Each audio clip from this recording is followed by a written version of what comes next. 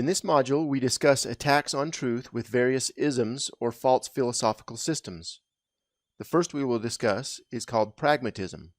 Pragmatism is a philosophical tradition that rejects the idea that the function of thought is to describe, represent, or mirror reality. The pragmatists declared that philosophy must be practical and that practicality consists of dispensing with all absolute principles and standards, that there is no such thing as objective reality or permanent truth, that truth is that which works, and its validity can be judged only by its consequences, and whatever one wishes to be true is true. Whatever one wishes to exist does exist, provided it works or makes one feel better. There are no fixed laws of logic, only mutable conventions without any basis in reality. There is no objectivity. The object is created by the thought and action of the subject. Do not confuse pragmatism with the pragmatic test of truth we described in the previous chapter. At the root of pragmatism is a belief in the primacy of consciousness in which there is no such thing as objective reality, whereas the pragmatic test we discussed in a previous module assumes an objective reality for evaluating the test. So what is the problem with doing what works being your definition of truth? Doing what works is like measuring while denying the existence of a yardstick. It begs a deeper question. How do you define what works? Following the philosophy of pragmatism, you have to try everything out each time as if it were your first time, because how do you know what worked this time predicts whether something similar will work the next time? Since pragmatists keep no set of logical principles that are objectively true based on an external reality, everything they come across is a one-of-a-kind each and every time. As an example of the danger in treating everything as a one-of-a-kind in the pragmatic theory of truth, consider a game of Russian roulette where the participant says to themselves, "I'll try out my primacy of consciousness theory in a game of Russian roulette and see if it really is the truth." Warning, do not ever try this.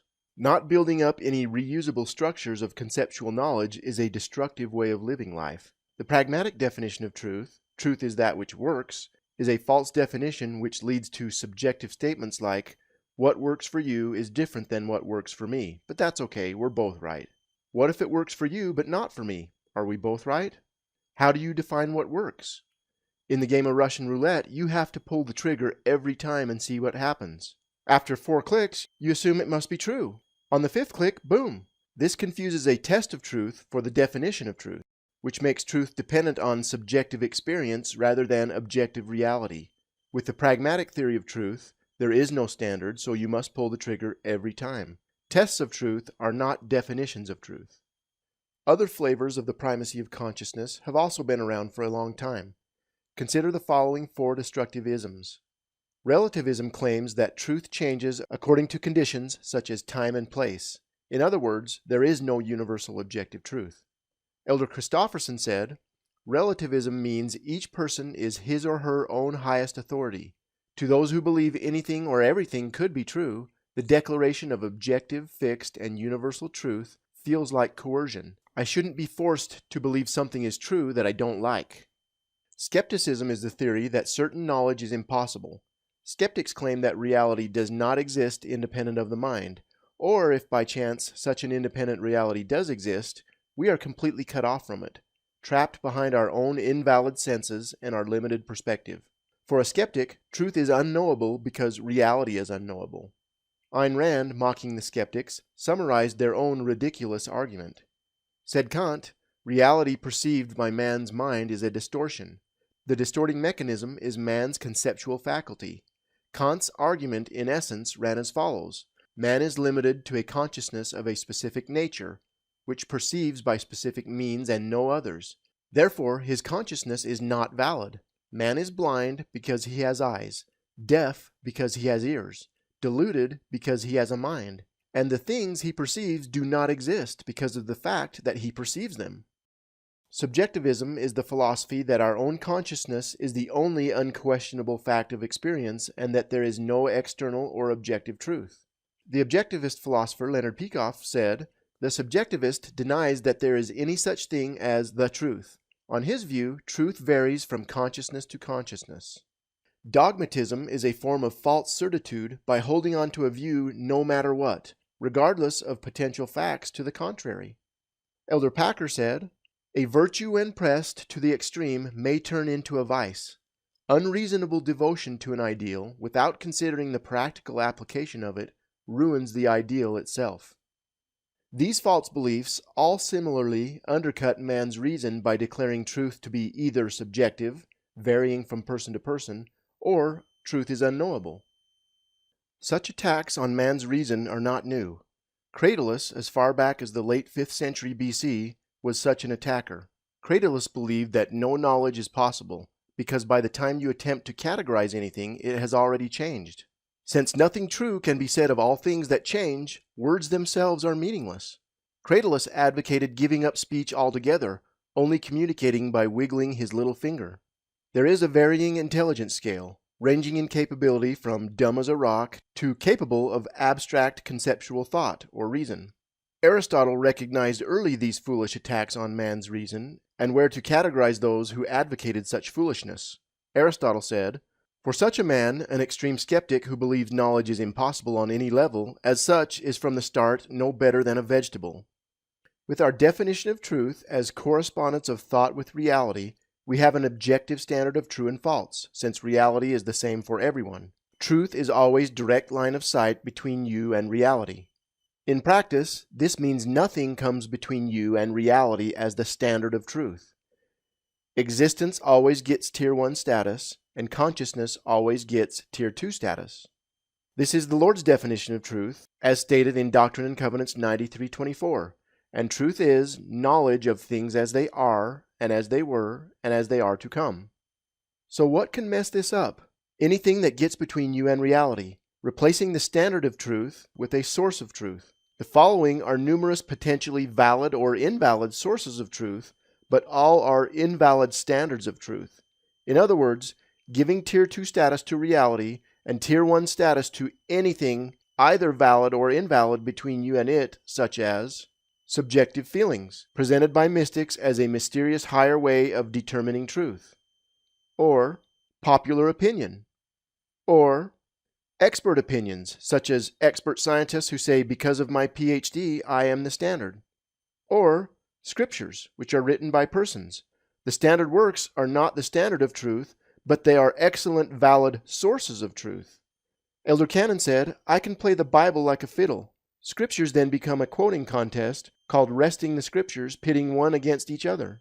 Another example is prophets, who are persons. If there are true prophets, then there are also false prophets. Prophets can potentially be an excellent, valid source of truth, but not the standard or definition of truth. Otherwise, it becomes general authority poker, pitting Peter against Paul. Who said what? Who trumps the other when it comes to an appearance of a contradiction? A final example of an invalid standard of truth is God. God is a person. If there can be true gods, there can also be false gods.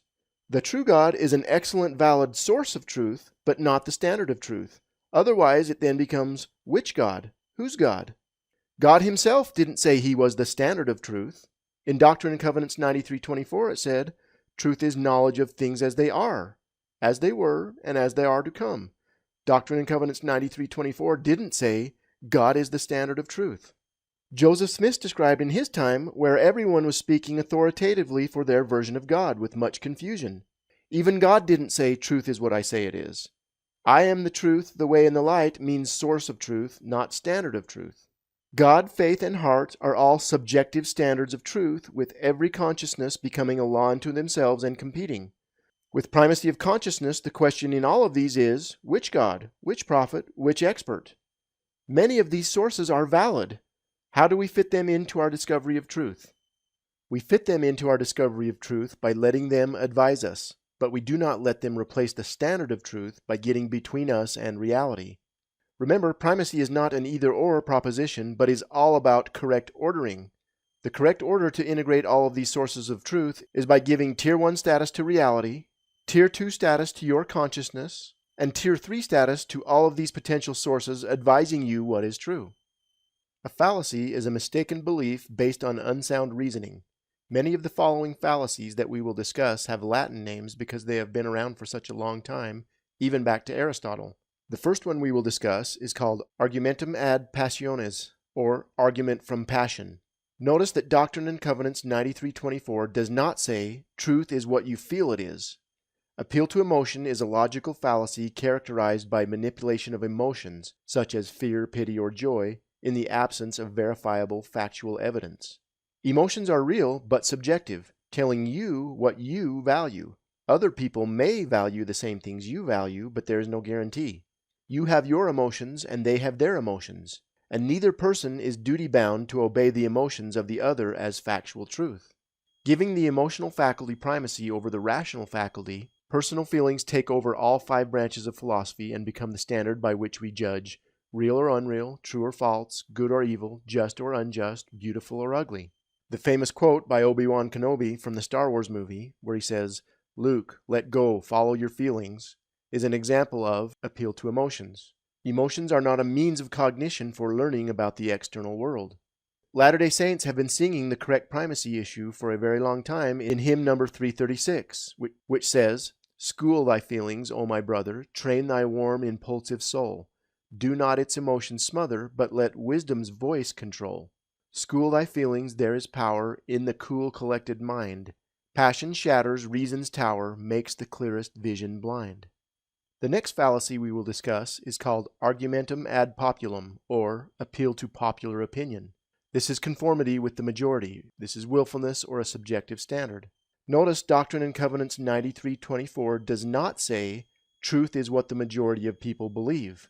This fallacy is claiming that truth is what the majority believe it to be, using opinion polls rather than reality as the standard of truth. Thinking widespread acceptance of a view must make it true.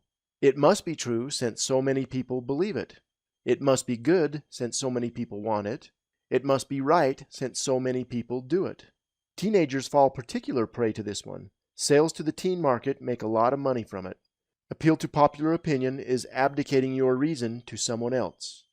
Argumentum ad verecundium is the argument from authority. Notice that Doctrine and Covenants 93:24 does not say truth is what the expert or authority says it is. Appeal to authority is a logical fallacy which appeals to some sort of expert or authority figure. A famous person, such as an athlete, says it's true. A parent says, "It's true because I said so." In other words, it must be true since my favorite teacher said it was. It must be good since my best friend loves it. It must be right since a popular role model is doing it. Sales and advertising make a lot of money off of this logical fallacy. Another form of argumentum ad verecundium are how some people try to use the scriptures. Notice that Doctrine and Covenants 93:24 does not say, "The Bible says it, I believe it, that settles it." Elder George Q. Cannon said, "It has frequently been remarked by those who scoff at it, the Bible, that it is like a fiddle. Every kind of tune can be played upon it. It requires something more than the Bible to guide man to eternal life. It requires divine inspiration. It requires the Holy Ghost. It requires the priesthood, as it existed in ancient days, to be restored." While it is certainly true that the Bible is like a fiddle, in that every kind of tune can be played upon it, what must always be remembered is that there are tunes that will save you, and there are tunes that will damn you. So you must be very careful as to which tunes you dance to. Another form of argumentum ad verecundium is how some people advocate blindly following prophets. Notice Doctrine and Covenants 93:24 does not say, "Truth is what the prophet says it is." For those of us who are religiously inclined, prophets are valuable sources of truth, but it is false to have any person in authority be the standard of truth. This then turns into blind obedience. What do you think modern prophets themselves would say about doing what they say no matter what? Elder Oak said, "We don't believe in infallibility of our leaders. What we believe in is the organization the church has set in place, with multiple prophets, seers, and revelators, and with a council system." President Brigham Young said, "I could give you 'Thus saith the Lord,' but the faith we have embraced is so reasonable, rational, and consistent, and so easily proved, that I am not under the necessity of saying 'Thus saith the Lord.' If I wanted you to believe a mass of folly and nonsense, such as others wish you to believe, then it would be necessary to say, 'Thus saith the Lord,' to operate on the fears of the more ignorant and superstitious of mankind. The truth always stands on its own foundation and speaks for itself." Blind obedience and blind faith are destructive of a rational faith. Joseph Smith said, "We have heard men who hold the priesthood remark that they would do anything they were told to do by those who preside over them, even if they knew it was wrong. But such obedience as this is worse than folly to us. It is slavery in the extreme, and the man who would thus willingly degrade himself should not claim a rank among intelligent beings until he turns from his folly. A man of God would despise the idea. Others in the extreme exercise of their almighty authority have taught that such obedience was necessary, and that no matter what the saints were told to do by their presidents, they should do it without any questions. When elders of Israel will so far indulge in these extreme notions of obedience as to teach them to the people, it is generally because they have it in their hearts to do wrong themselves. The ultimate form of argumentum ad verecundium is how some people portray how we should blindly follow the will of God. Notice God himself in Doctrine and Covenants 93:24 did not say, "Truth is what I say it is." It then becomes, who's God and what is he saying? The September 11th attacks were all done in the name of duty to God. Those who believe in the absolutism of God have a very different perspective from Latter-day Saints. Mother Teresa said, "Believe in him, trust in him with a blind and absolute confidence because he is Jesus." A missionary of charity is just a little instrument in the hands of God. We must try to keep it always like that, being just a small instrument in his hands. Very often I feel like a little pencil in God's hands. He does the writing, he does the thinking, he does the movement. I have only to be a pencil and nothing else. I will renounce my will, my inclinations, my whims and fancies, and offer myself as a willing slave to the will of God. Yes, my children, this is what I pray for daily, for each one, that you may become a slave to the will of God. Blind absolute confidence, unthinking pencils, praying for slavery? Is the purpose of mortality really to become unthinking pencils or puppets in slavery to the will of God? Whose plan from the premortal life does slavery and mindless tools sound like? Latter-day Saint leaders have consistently taught that slavery and blind obedience entirely destroys the plan of salvation. Agency is a precious gift from God. It is essential to his plan for his children. In Satan's rebellion against God, Satan sought to destroy the agency of man. President John Taylor said, "I was not born a slave. I cannot, will not be a slave. I would not be a slave to God. I'd be his servant, friend, his son. I'd go at his behest, but would not be his slave. I'd rather be extinct than be a slave. But stop. I'm God's free man. I will not, cannot be a slave." President Joseph F. Smith said, "When our leaders speak, it is for us to obey. When they direct, we should go. When they call, we should follow. Not as beings who are enslaved or in thraldom. We should not obey blindly as instruments or tools, such as pencils. No Latter-day Saint acts in this manner. No man or woman who has embraced the gospel has ever acted in this way. The restored gospel of Jesus Christ proclaims mankind has agency, but don't we Latter-day Saints also believe in being obedient to God's will? In Luke 22:42, Christ says, "Nevertheless, not my will, but thine be done." In Helaman 14:30 it says, "For behold, ye are free. Ye are permitted to act for yourselves, for behold, God hath given unto you a knowledge, and he hath made you free." Is there an apparent contradiction between Luke 22:42 and Helaman 14:30? Often people misquote Christ's words in Gethsemane as evidence of a requirement of blind obedience to God. We can't both have the will of God being enforced absolutely and preserve the moral agency of man. Here is the three-tier resolution. Moral agency comes from Tier 1, my will, and Tier 2, thy will. Giving Tier 1 status to thy will and Tier 2 status to my will makes God a cosmic dictator with mankind as his slave. Obedience comes from Tier 2, thy will, and Tier 3, my will. The law of obedience is not, nor ever will be, a law of blind obedience. A clarifying phrase that both preserves agency and obedience would be, "It is my will that thy will becomes my will." Thank you for watching this video. Please subscribe to the Christian Eternalism YouTube channel and visit www.christianeternalism.org.